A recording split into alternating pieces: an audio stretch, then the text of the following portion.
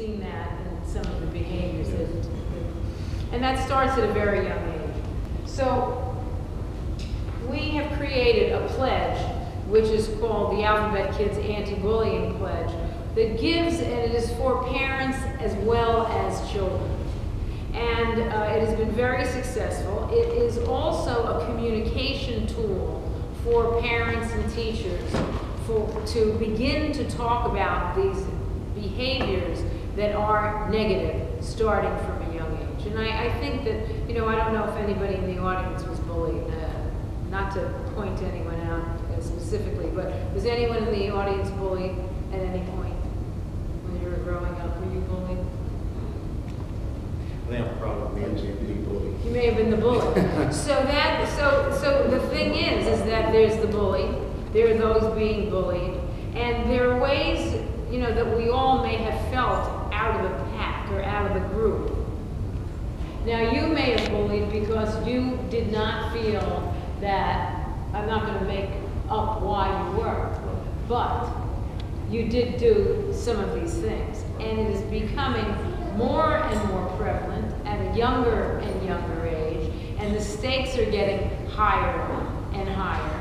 I don't have to talk about some of the bullying that has happened that we've all read about, we've heard about, suicides at age 12, cyberbullying, which is a new thing that really was not going on, certainly when I was going to school.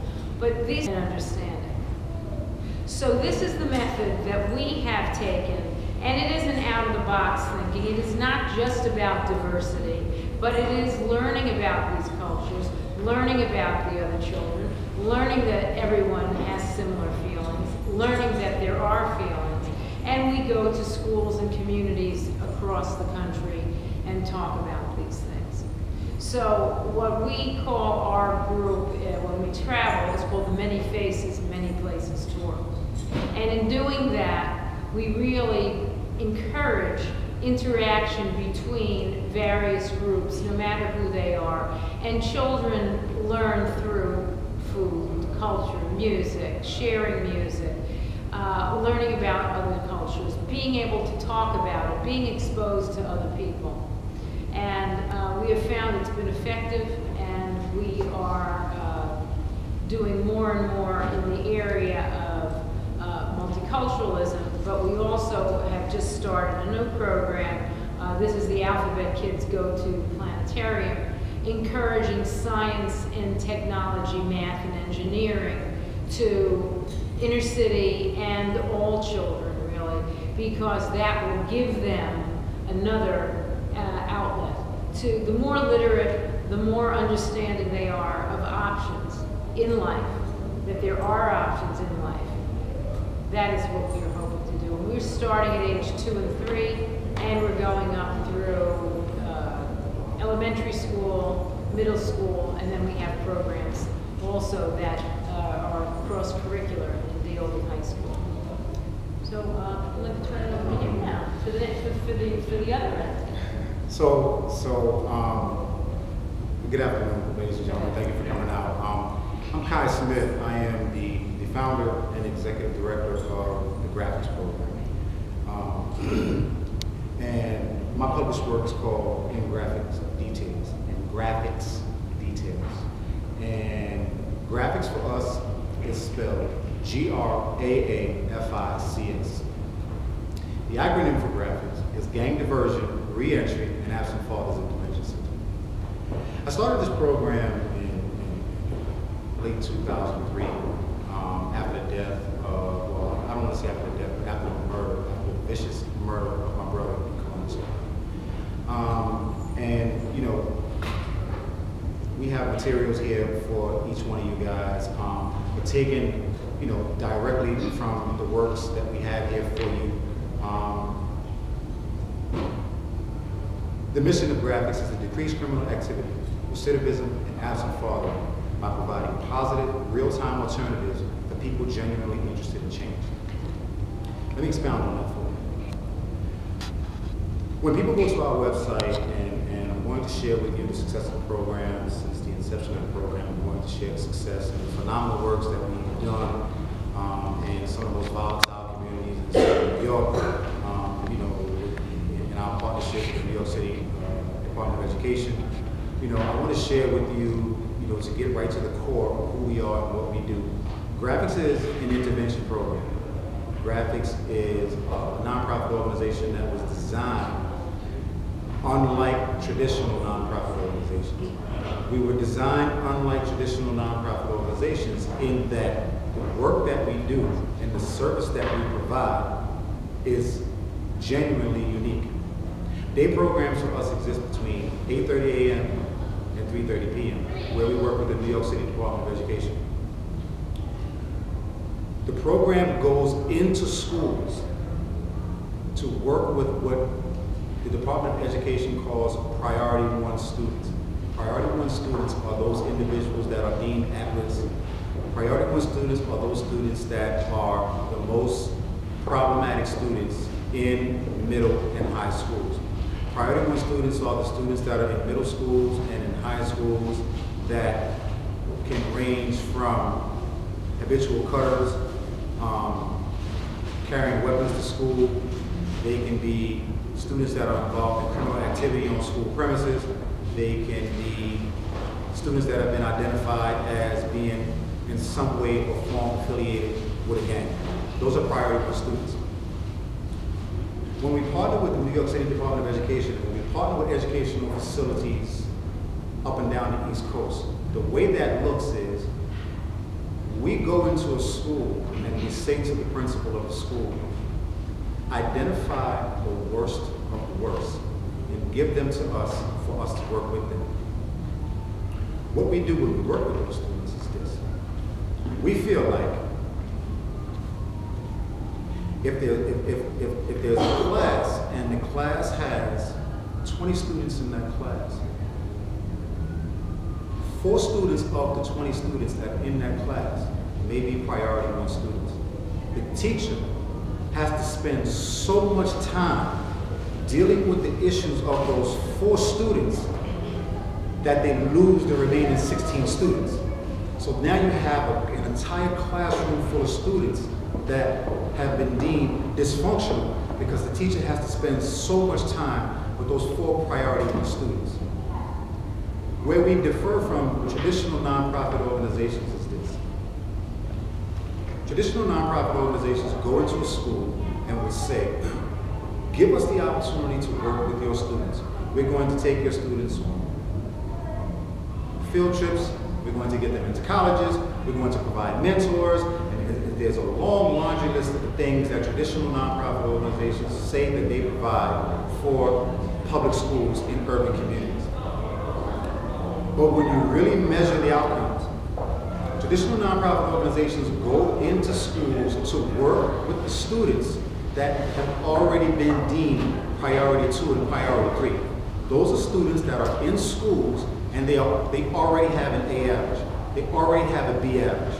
So to go into a school to provide a mentor to a student that has an A average or a B average, who gets the credit for that? Does the parent at home get the credit for staying on top of the student so that the student maintains an A average or a B average? Or does the teacher receive credit for that? Where GRAAFICS differs from traditional nonprofit organizations, we go into schools specifically looking for the at-risk student. Once those students are identified, we remove those at-risk or those priority 1 students from that class or from those classes, and we create a cohort specifically for those students. This frees up and this gives the teacher the opportunity to work with those students that they can engage. When they have to deal with those priority 1 students that they cannot engage, they lose the whole entire classroom. So when we extract those students, and working with public schools, when we extract those students, we put those students into their own cohort. The program is designed around a single, core, intense life skills curriculum. Programs.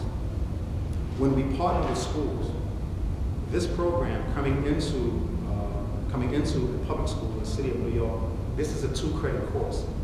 This is not, and I don't want you guys to misconstrue what I'm saying. This is not a published work to be sold for entertainment purposes. The purpose for the graphics program, the purpose for this curriculum being designed, the purpose for the birth of this program is to provide intense life skill services for priority one at-risk students in schools, to give them the education that they can understand and the language that they can understand to get them from where they are to where they're trying to be. That's day program for us. Evening programs exist between the hours of 6 p.m. and 10 p.m. where we deal with the adult population.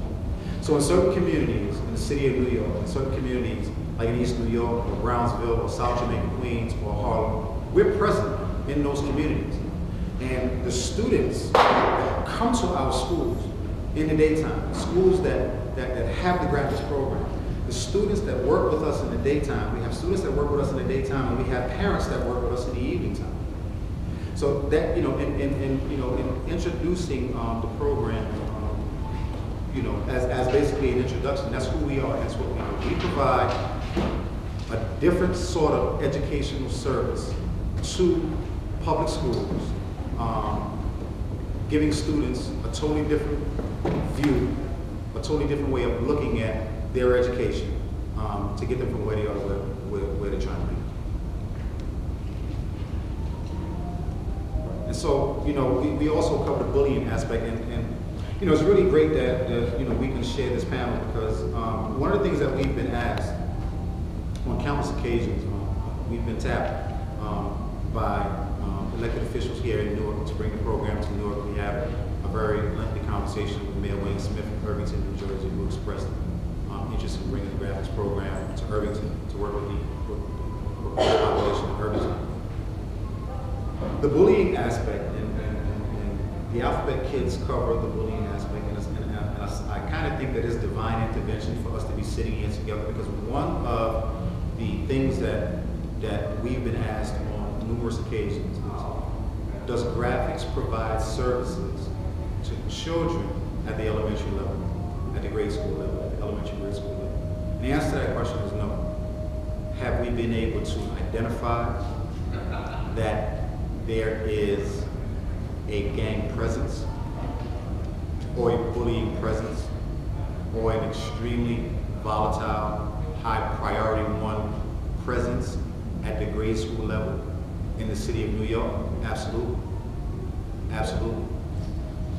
Parents that are sitting here in the audience and members that, and folks that may be watching us via C-SPAN, via C-SPAN. The bullying component, if it's not addressed, is going to lead to greater challenges in children. Please do not misunderstand what I'm saying. I created this program after the brutal murder of my baby brother. But let me share with you why graphics works. This program is sweeping the city of New York. The demand far exceeds the supply. We get calls from at least 3 to 5 schools a week that ask us to bring this program into their schools because of the work that it has been doing, or the success that it has had in the years that we've been working with the New York City Department of Education. This program was created by myself after doing 16 years in prison, ladies and